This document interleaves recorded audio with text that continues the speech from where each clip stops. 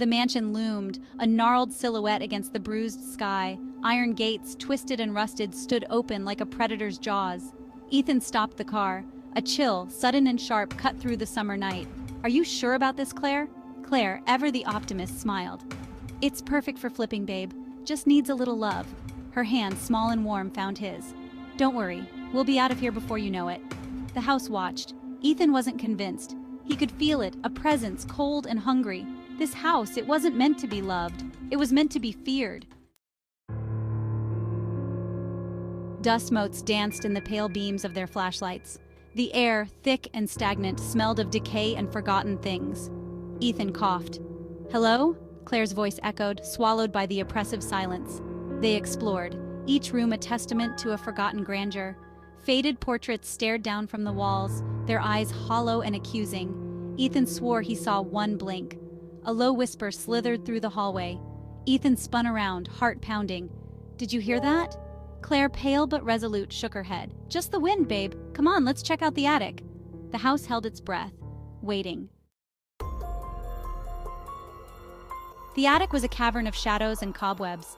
A single window cast a sliver of moonlight, illuminating dust-covered furniture and forgotten toys. A rocking horse creaked gently, as if pushed by an unseen hand. Ethan shivered. "This place gives me the creeps." Claire laughed, a high-pitched sound that grated against the silence. "It's perfect. Think of the history, the stories these walls could tell." She ran her hand across a dusty trunk. "We could make a killing on this stuff." The floorboards groaned beneath them. A low rumble, like the growl of a hungry beast, echoed through the house. Ethan grabbed Claire's arm. "We should go, now." They found it in the master bedroom. A stain, dark and irregular, spread across the center of the rotting floorboards. Even after years of neglect, the metallic tang of blood lingered in the air. Claire knelt, her fingers hovering just above the stain. "What do you think it is?" Ethan, his stomach churning, pulled her back. "It doesn't matter. This place, it's wrong." He could feel the house watching them, its unseen eyes cold and predatory. A sudden crash from downstairs. Claire gasped, her eyes wide with fear. What was that?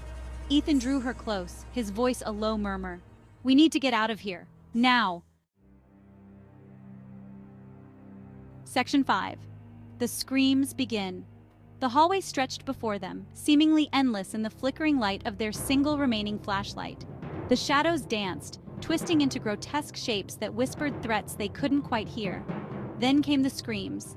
High-pitched and desperate, they ripped through the silence, bouncing off the walls, echoing through the empty halls. Claire froze, her eyes wide with terror. Ethan pulled her forward, his heart hammering against his ribs. "We have to go now!" The screams grew louder, closer. They were trapped. The house was alive, and it was hungry. Section 6. Trapped. The front door was gone. Where once there had been an exit, now there was only a smooth wall, cold and unyielding. Panic clawed at Ethan's throat. "What's happening?" Claire's voice was thin and reedy. She was shaking, her eyes darting from the wall to Ethan and back again. He didn't have an answer. He didn't understand. The house, this monstrous, impossible house, was changing, shifting around them like a waking nightmare. The screams were closer now, filled with an unimaginable agony. They echoed through the house, a symphony of suffering that seemed to seep into their very bones.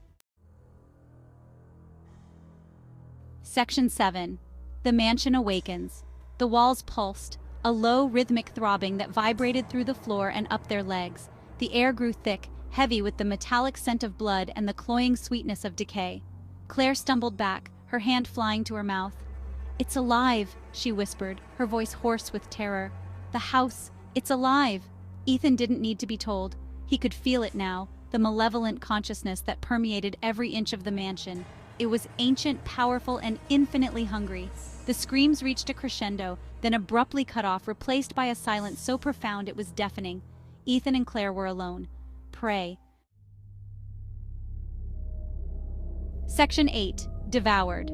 The floor buckled, wood splintered, groaning under the strain of some unseen force. Ethan lunged, grabbing Claire's hand just as the floor gave way beneath them. They tumbled into darkness. The air was thick and stifling, filled with the stench of rot and the faint, sickly sweet scent of honeysuckle. Ethan landed hard, the air knocked from his lungs. Claire screamed, her voice swallowed by the oppressive darkness. He scrambled to his feet, his hands reaching out, searching for her in the suffocating blackness. His fingers brushed against something soft and yielding. He recoiled, his blood turning to ice. It wasn't Claire.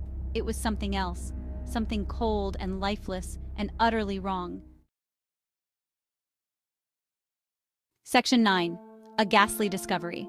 A faint light flickered to life, casting eerie shadows and revealing their prison. It was a vast subterranean chamber, the walls lined with bones, human bones, picked clean and bleached white. The sight was both mesmerizing and horrifying, a macabre display of death's finality. The air was thick with the dust of ages and the lingering presence of death. Each breath they took was a reminder of the countless souls that had perished here. Claire huddled in the corner, her eyes wide with terror, her face ashen. She seemed almost frozen in time, a statue of fear and despair. She was clutching a human skull, its empty sockets staring back at Ethan with a silent accusation. The skull felt cold and heavy in her trembling hands, a grim reminder of their possible fate. He crawled towards her, his own terror overshadowed by a growing sense of horror and disbelief. The reality of their situation was sinking in, and it was more dreadful than he could have ever imagined. "What is this place?" he whispered, his voice raspy and filled with dread. The words seemed to echo in the chamber, amplifying their fear. Claire shook her head, her body racked with sobs. She couldn't find the words to explain the horror they were facing. "It's the belly of the beast," she choked out, "and we're next." Her voice was barely a whisper, but the weight of her words was crushing. They were trapped in a nightmare, and there seemed to be no escape. Section 10. Escape from Hell. The night was thick with an eerie silence, the kind that makes your skin crawl and your heart race. The floor tilted, sending a cascade of bones tumbling around them. Each bone clattered with a hollow sound, echoing through the dark, empty halls. The faint light flickered and died, plunging them back into darkness. It was as if the darkness itself was alive, swallowing every bit of hope they had. Ethan scrambled to his feet, pulling Claire up with him. His hands were shaking, but he held on tight, determined not to let go. "We have to get out of here," he said, his voice tight with urgency. The fear in his eyes was unmistakable, but so was his resolve. "We have to find a way out," he repeated, more to himself than to Claire. They moved cautiously, every step a gamble in the pitch-black void. They stumbled through the darkness, their hands outstretched, their bodies brushing against the cold, unyielding bones that lined their prison. Each touch sent shivers down their spines, a grim reminder of the fate that awaited them if they failed. The air grew thinner, harder to breathe. Every breath was a struggle, the oppressive atmosphere pressing down on them like a weight. The scent of honeysuckle intensified, cloying and suffocating.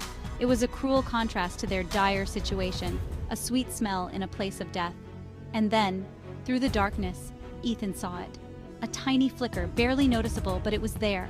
A faint light, a glimmer of hope in the heart of their despair. It was like a beacon calling them towards salvation. He surged forward, pulling Claire behind him, their lungs burning, their hearts pounding. The light grew stronger. They were almost there, almost free. The promise of escape fueled their every step, pushing them to move faster, to reach for that distant hope with everything they had left. Section 11. The Final Feast. They burst into the light, gasping for air, their lungs burning from the effort, their bodies trembling with exhaustion and terror. They could hardly believe they had made it this far. But it wasn't the outside world that greeted them. Instead, they found themselves in another room, a place that seemed to mock their hopes. It was another chamber of horrors. This one was different. Smaller, more intimate, yet no less terrifying. A fire crackled merrily in the hearth, casting dancing shadows on the walls, creating an eerie contrast to the room's sinister atmosphere. A table was set, laden with a feast fit for a king. The food looked sumptuous, almost too good to be true. And at the head of the table, a figure sat, shrouded in shadow, its face obscured. The air around it seemed to thicken with dread.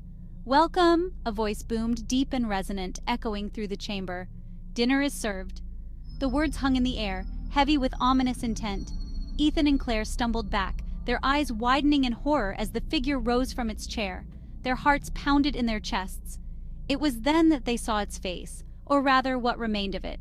It was a skull, stripped of flesh, its eye sockets burning with an infernal light. And it was smiling, a smile that chilled them to the bone. The infernal light in its eye sockets seemed to pierce through their very souls, filling them with a sense of impending doom, a wide, predatory grin that promised nothing but pain and oblivion. The grin seemed to grow wider, more menacing with each passing second. The mansion had saved its most delectable course for last.